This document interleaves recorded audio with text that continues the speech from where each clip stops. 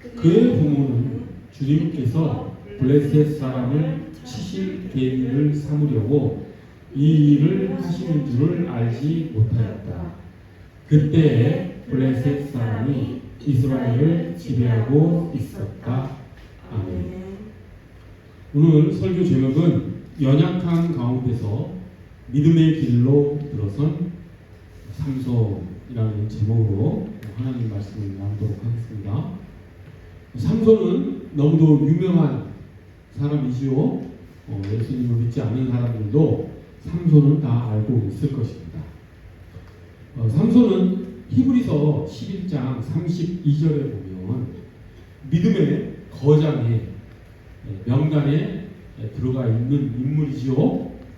같은 명단에 오른 사람들이 누구냐면 32절에 기드온, 바락, 입다, 그리고 다윗, 사무엘 등과 같이 히브리서 기자가 믿음의 영으로 모범이 된 사람들의 이름을 쭉 나열하는 사람 중에 한 명이 삼손입니다.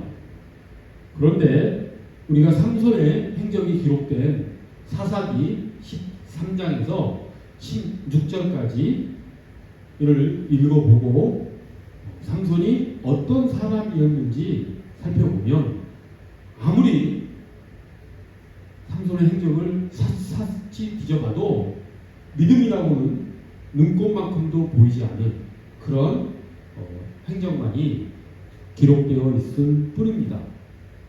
마지막에 삼손이 하나님께 기도하는 모습 빼고는 거의 믿음과는 거리가 먼 사람이었던 것이죠. 마지막에 삼손이 우리가 잘 알고 있죠. 삼손이 어떻게 장렬한 죽음을 맞이했는지. 당시 블레셋 사람들이 삼손을 이제 놀잇감으로 잡아서 돈을 뽑고, 그리고 그 자신들이 다곤 신이라고 하는 블레셋이 있는 다곤 신에게 제사 지냈는데, 그 제사 지내면서 파티를 하는데 이제 자신들을 그토록 괴롭혔던 삼손을 잡아다가 놓고 놀잇감으로 삼기 위해서 이제 파티장에 삼손을 끌어온 상태에서 삼손이 어떻게 합니까? 마지막 하나님께 기도를 하고 두 기둥을 이제 손으로 무너뜨려서 그곳에 있는 그 블레셋 사람들 수천 명을 이렇게 몰살시킨 그런 비장한 최후를 맞이하는 사람이 삼손이지요. 우리가 마지막에 잘 알고 있습니다. 그때 이제 삼손이 겨우 하나님께 의지하는 기도를 합니다. 하나님, 이번만 저의 기도를 들어주십시오. 저의 원수를 갚아주십시오. 라는 요지의 그런 기도를 합니다. 사사기 16장에 28절에 기록되어 있지요. 그런데 그 기도를 보더라도 그렇게 훌륭한 기도로 보이지는 않습니다. 그런데도 하나님께서는 히브리서 기자에게 삼손이 믿음의 그 영웅들 다윗, 사무엘 이런 쟁쟁한 영웅들과 함께 이름을 기록하는 그런 명예를 하나님께서 기록하게 하셨다라고 하는 것이 과연 무엇 때문인가 라고 하는 것을 오늘 우리가 이 시간 깨닫기를 원합니다. 그것을 깨달음으로써 우리는 무엇을 알 수가 있냐 하면 하나님이 과연 누구신가, 하나님은 과연 어떤 분이신가 라고 하는 것을 더 깊이 알게 된다라고 하는 것이죠. 그러기 위해서는 우리 먼저 삼손이 어떤 인물이었는지, 사사기에는 과연 어떤 삼손에 대한 기록들이 있는지 먼저 살펴보도록 하겠습니다.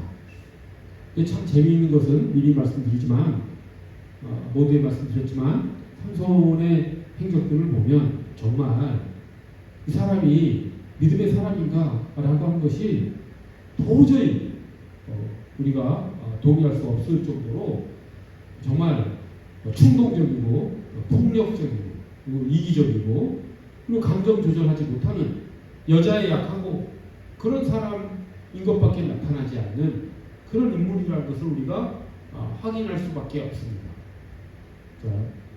사사기 13장에서 16장에 걸쳐 나와 있는 삼손이 어떤 인물이었는지 먼저 살펴보도록 합니다. 더 중요한 것은 우리가 삼손의 일대기 생애를 살펴보는 것은 그 삼손의 생애 뒤에 배후에서 작용하시는 하나님의 손길, 하나님께서 삼손을 통해서 우리에게 말씀하시고자 하는 것은 무엇이었으며 당시 이스라엘에게 하나님께서 베푸시고자 하는 것은 무엇이었는지를 파악하는 것이 더 중요합니다. 삼손의 행위를 하나하나 깨닫는 것보다 더 중요한 것은 그 삼손의 삶 가운데 임하신 하나님의 손길을 우리가 볼 수 있어야 된다라고 하는 것이죠. 오늘 그 하나님을 우리가 바라봄으로써 하나님이 어떤 분이신지를 우리가 더 깊이 알아가는 그런 시간이 되기를 간절히 소원합니다. 자, 삼손은 태어날 때부터 대단히 비범하게 태어납니다. 하나님은 삼손에게 엄청난 은혜를 베푸신 것이죠. 태어날 때 어떻게 태어나냐면 삼손의 어머니가 아이를 낳지 못하는 그런 여인이었습니다.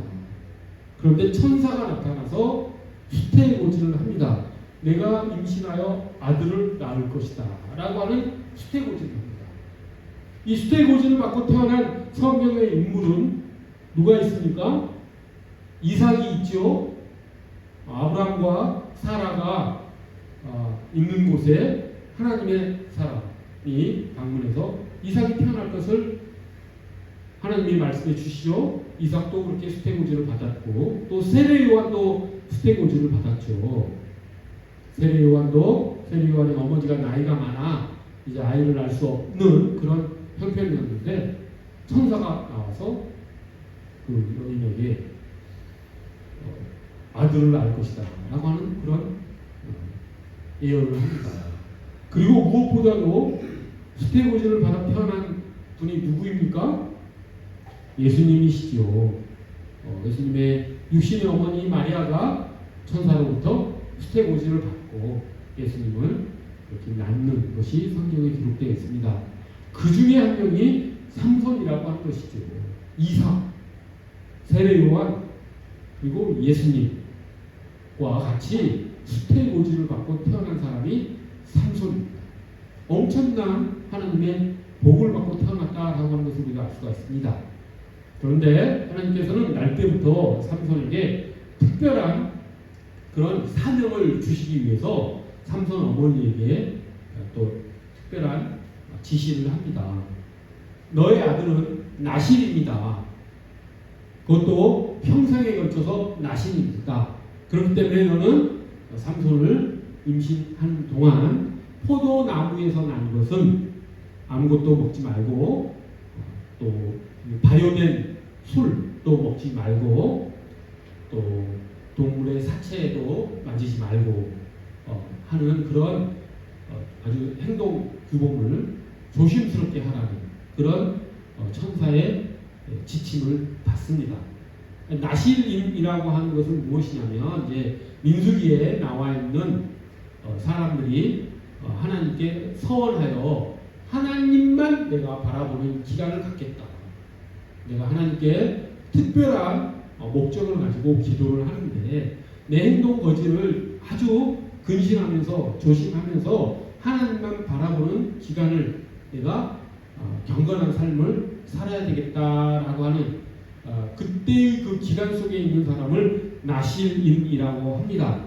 자발적으로 그리고 한시적으로 나실임이 되는 것이지요. 그때는 머리를 깎지 않고 포도나무에 나오는 열매나 기타의 것들, 그러니까 포도주를 마시지 않고 또 술도 마시지 않고 동물의 사체도 만지지 않고 아주 엄격하게 자신의 행동 거지를 조심하면서 하나님만 바라보는 그런 기간을 거치는 사람을 나실임이라고 하죠. 사도 바울도 그런 나실임의 서약을 맺는 기간이 있었습니다. 자, 그런데 그렇게 해서 태어납니다. 삼손이 나실임으로서 태어난 거죠. 근데 삼손은 스스로 나실임이 된 것은 아니고 비자발적으로 천사에 의해서 또 어머니 의해서 뱃속에서부터 잉태될 때부터 나시인으로서 이제 잉태되었고 또 평생을 그렇게 살아가야 되는 그런 하나님의 사명을 받은 그런 사람이었던 것이죠. 그렇게 해서 태어납니다. 하나님의 엄청난 복을 받은 사람이라고 할 수 있습니다. 그리고 이제 15장에 넘어가면 13장에는 그 내용이 나오죠. 삼손이 태어난 일에 그런 여러 가지 상황들, 나신으로서 그런 서약을 하게 되는 상황들이 쭉 나타납니다. 14장에 가면 이제 삼손이 드디어 본격적으로 활동하는 모습이 나오는데 그 첫 장면부터가 아주 과연 이 삼손이 그 나신인으로서의 과연 삶을 살아가는가, 그런 자격이 있는가라고 하는 것이 의심될 정도로 엉망인 그런 삶의 모습이 나타납니다. 그때 삼손이 딥나라고 하는 마을에 가서 한 여인을 만납니다. 그런데 그 딥나 마을에 사는 그 여인은 블레셋 사람이었습니다.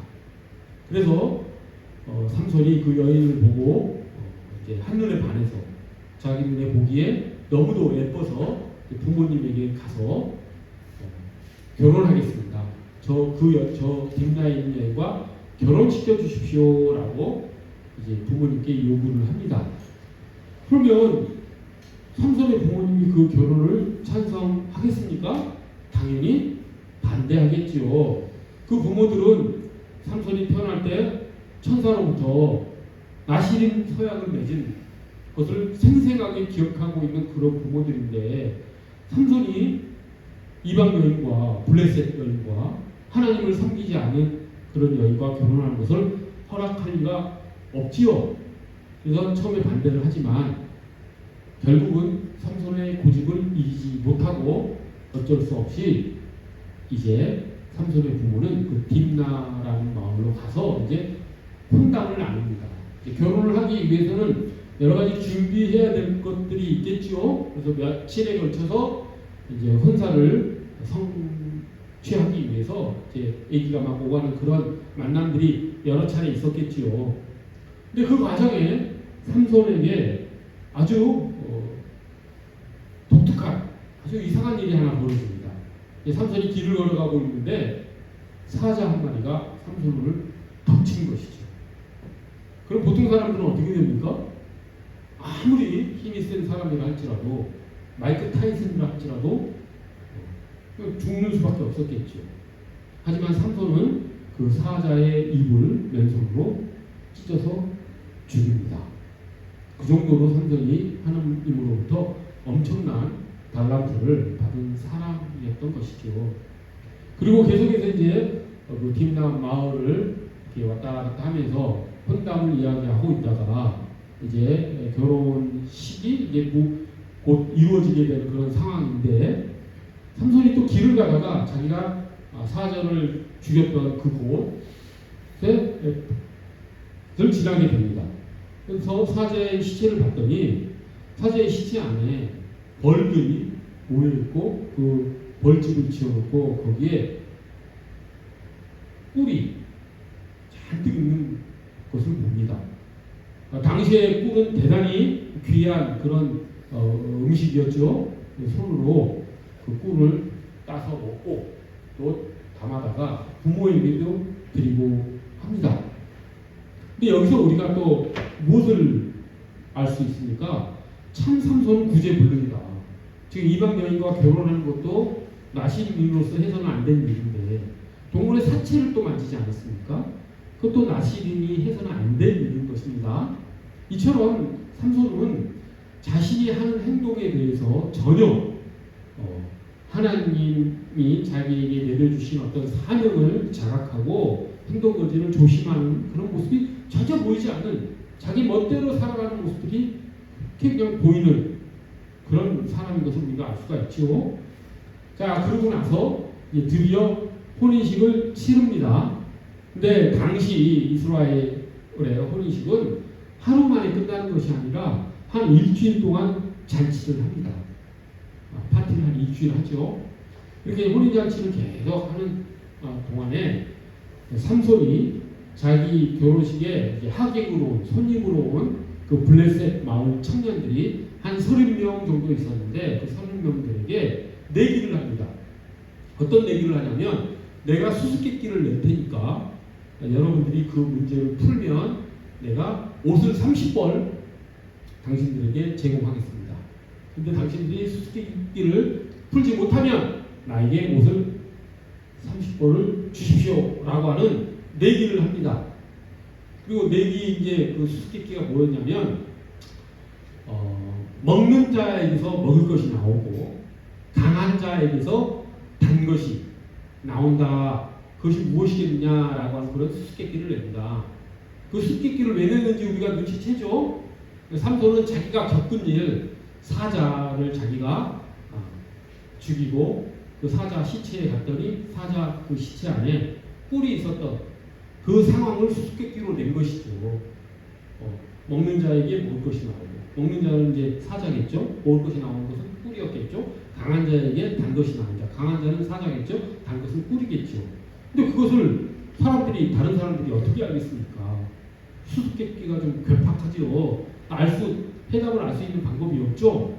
그래서 그 마을 청년들이 고민 끝에 잘못하다가는 이 내기에 져서 옷을 30벌 꽤 큰 이제 비용이 드는 그런 내기 판돈이었겠죠.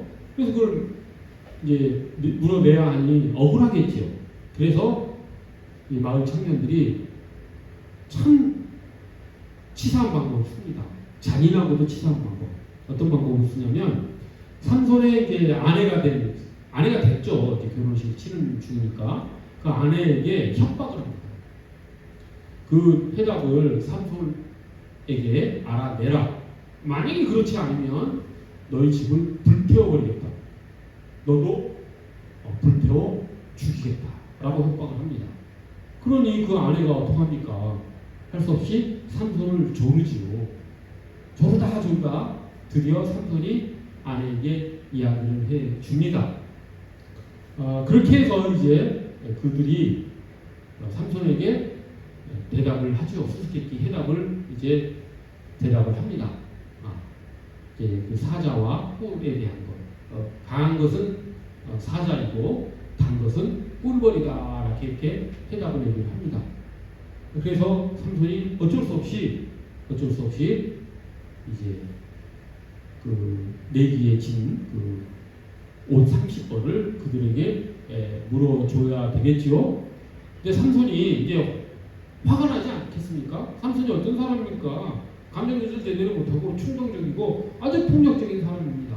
오늘날로 생각하면 도저히 이해가 안 되는 그런 사람이죠. 그래서 그 옷 30벌을 어떻게 마련을 하냐면은 이웃 마을로 가서 사람을 30명을 사육합니다.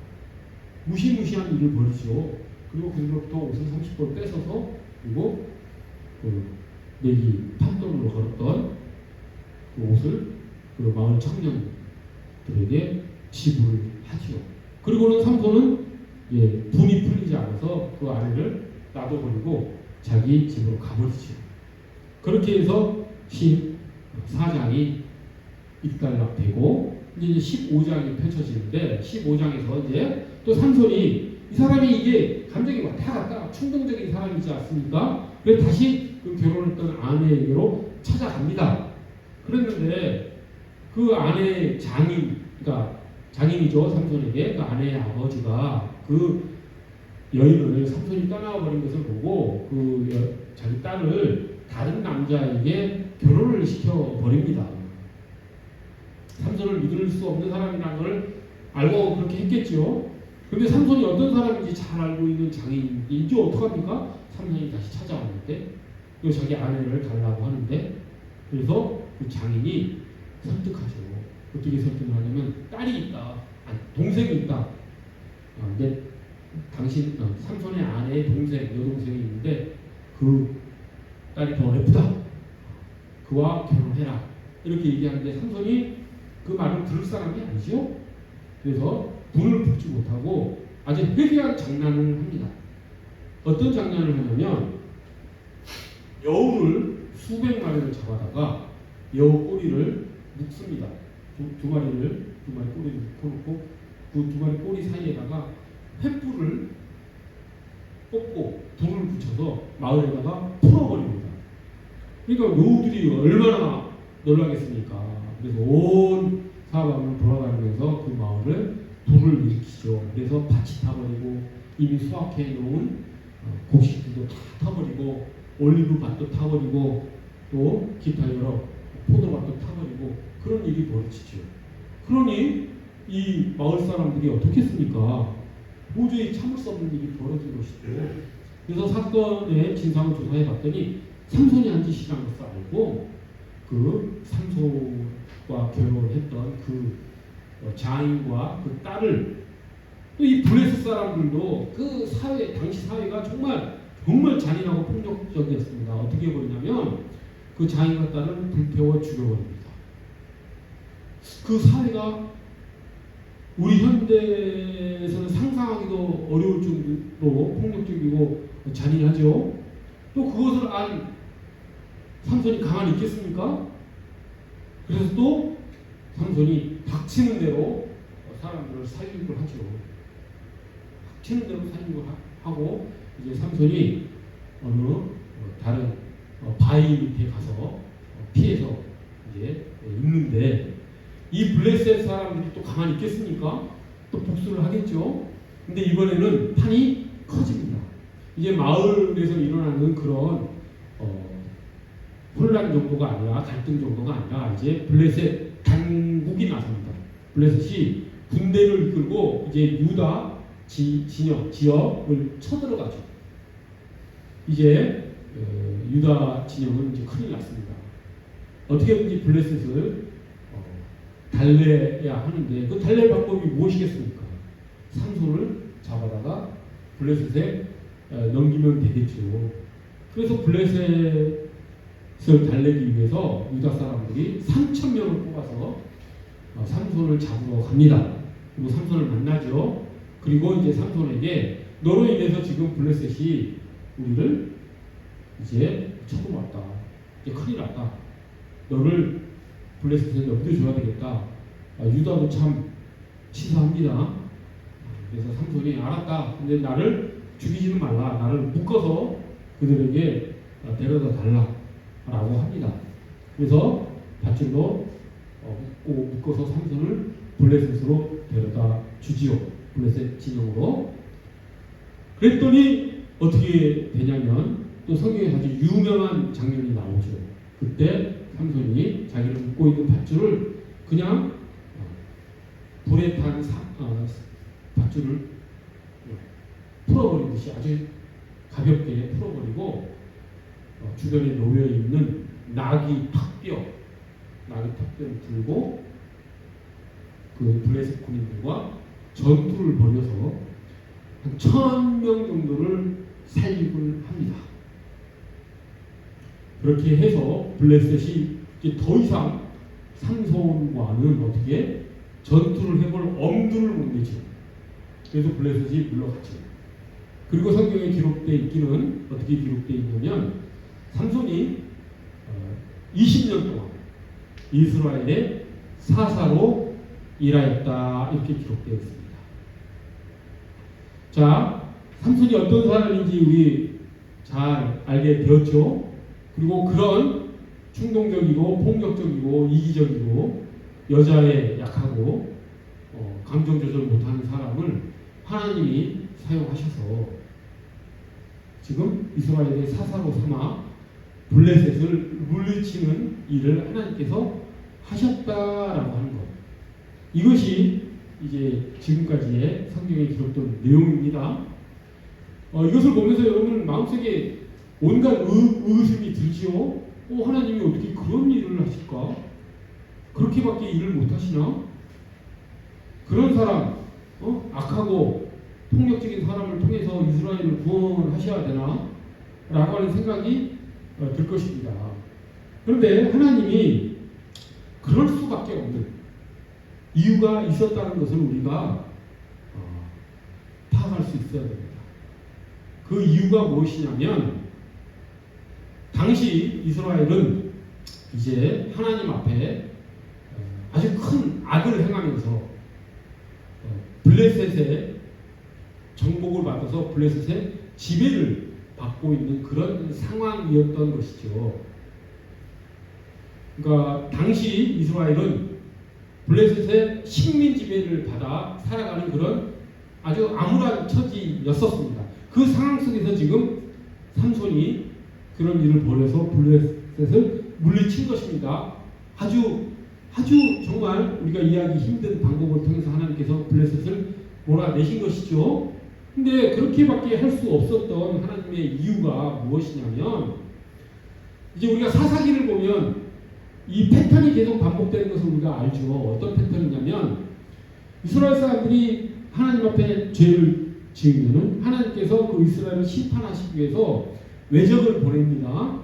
꼭 블레셋뿐만 아니라 다른 민족들을 통해서 이제 침공을 하나님께서 허락하시죠. 이스라엘이 심판을 받습니다. 그러면 이스라엘이 하나님께 저희가 잘못했습니다. 회개하면서 하나님께 부르짖습니다. 그러면은 하나님께서 사사를 택하셔서 그 사사가 이스라엘을 이끌고 그 외적을 물리치고 그리고 다시 평화를 얻고, 그리고 사사가 죽으면 다시 이스라엘은 범죄하고 또 외적이 침입해오고 또 이스라엘을 하나님께 회개하고 또 하나님이 사사를 보내주시고, 이게 계속 반복되는 시대가 사사 시대입니다. 그런 패턴이 있었죠. 그것이 계속 반복되고 11명의 사사가 사사 시대에 쭉 있었고, 삼손은 마지막 사사기에 기록된 마지막 12번째 사사.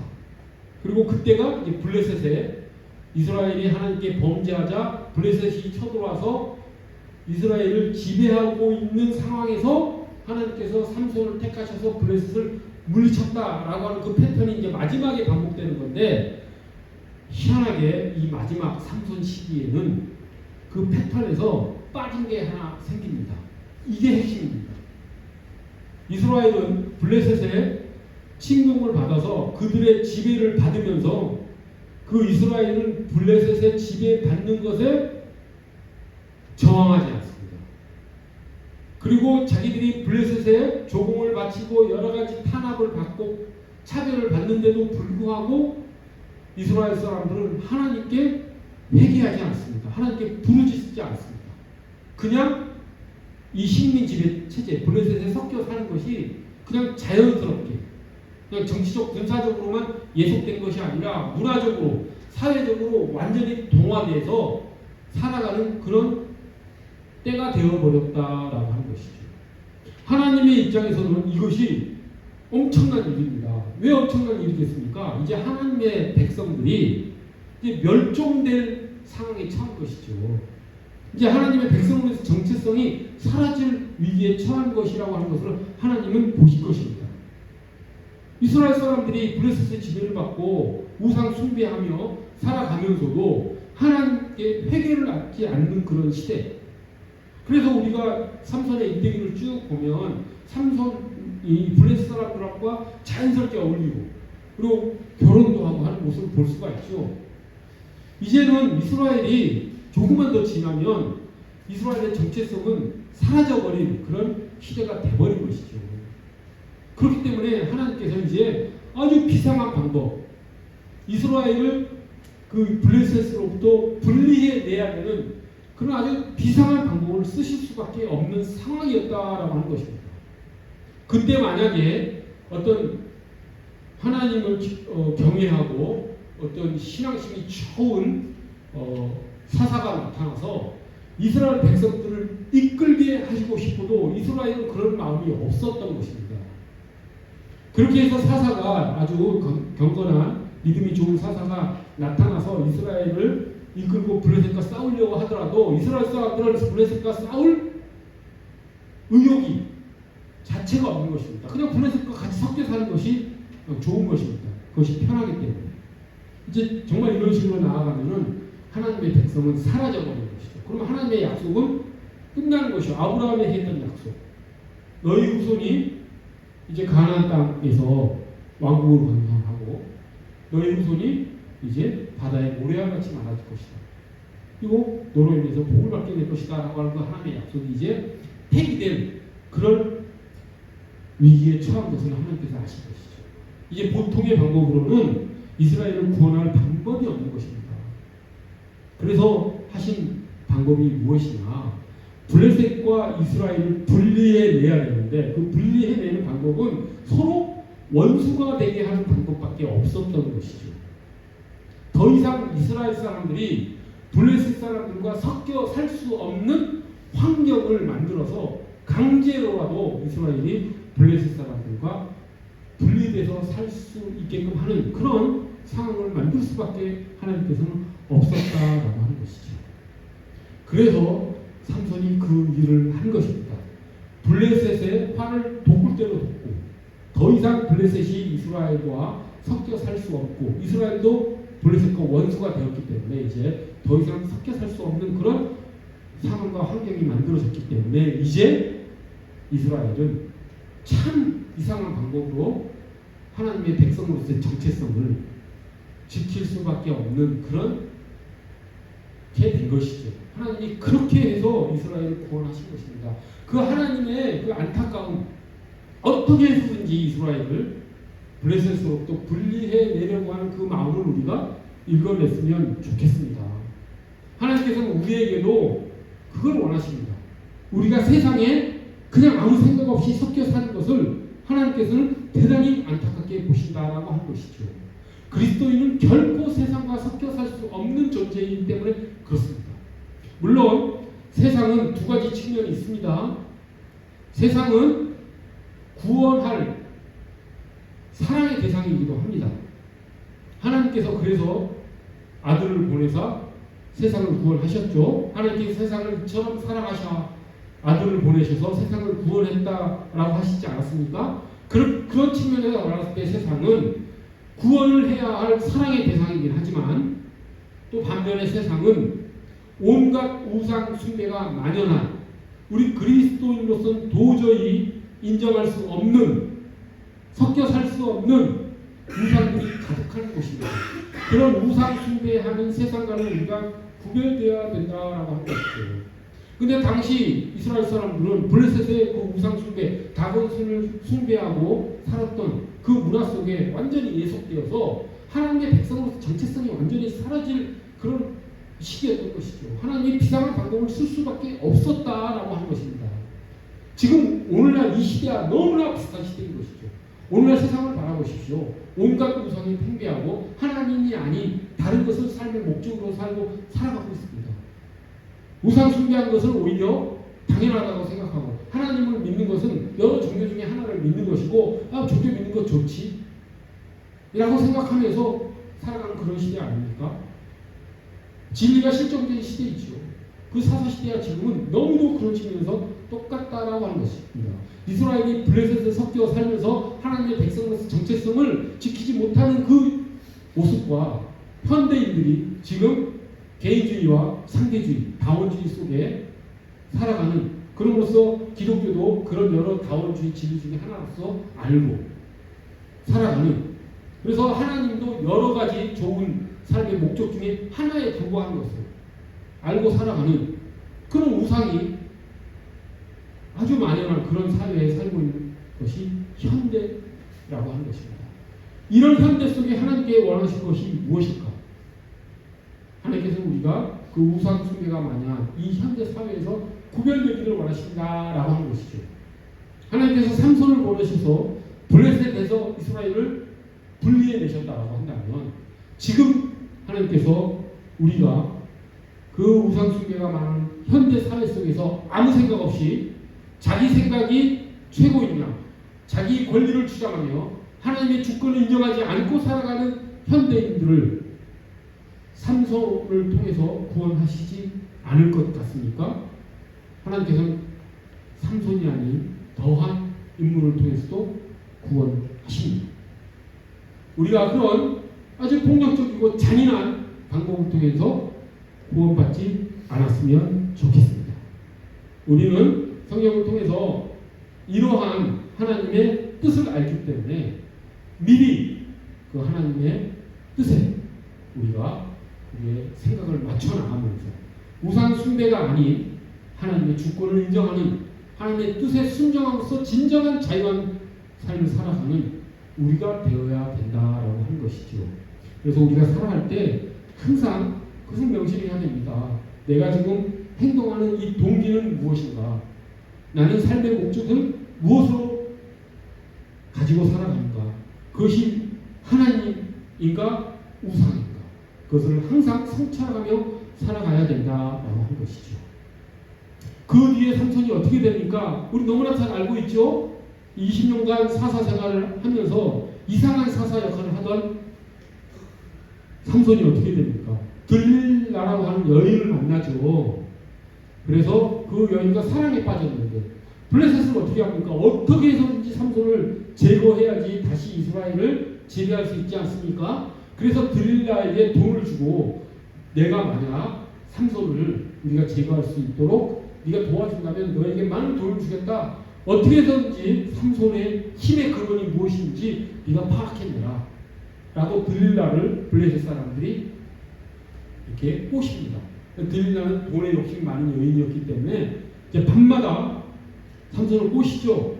당신의 힘의 근원이 무엇입니까? 당신은 왜 힘이 셉니까?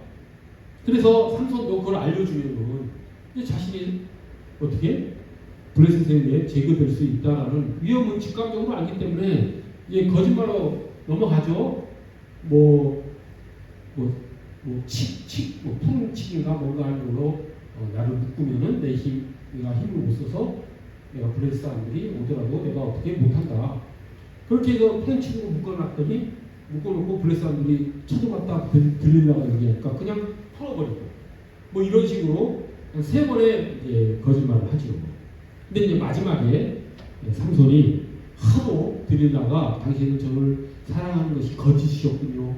그렇게 계속 저를 속이시다니 정말 너무 여자가 하는 방법, 저 남자가 하는 방법 잘 모르겠는데 어떻게 삼손을 꼬셔서 삼손이 사실은 내가 나실입니다. 그래서 태어날 때부터 머리를 깎지 않았다. 이 머리를 깎으면 내 힘이 사라질 것이다. 이렇게 자기 속마음을 이야기합니다. 그래서 이제 삼손을 깊이 잠들게 한 다음에 머리를 깎고 그리고 블레셋 사람들을 데리고 오죠. 그래서 꼼짝없이 이제 힘을 못 쓰고 그때 삼손이 깨워서 이놈들어 하고 힘을 쓰려고 했지만 자신의 힘이 다 빠진 거. 하나님이 이제 더 이상 자기에게 힘을 주시지 않는다는 것을 삼손이 알고 잡혀가지요. 블레셋 사람들이 제일 먼저 한 일이 등을 뽑아버리는 일을 합니다. 그리고 쇠사슬로 묶어서 연자맷돌을 돌리는 노예의 일을 시키죠. 그렇게 해서 모두에 말씀드렸던 그 최후의 장면을 맞이하게 되는 것이죠.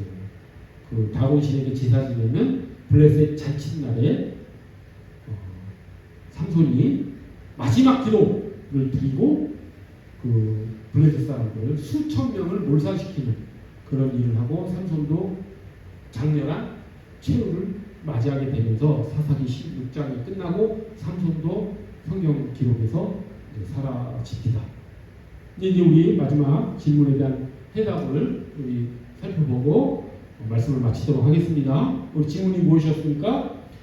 이런 삼손을 히브리서 기자는 왜 믿음의 그 명예의 전당에 올려놨을까?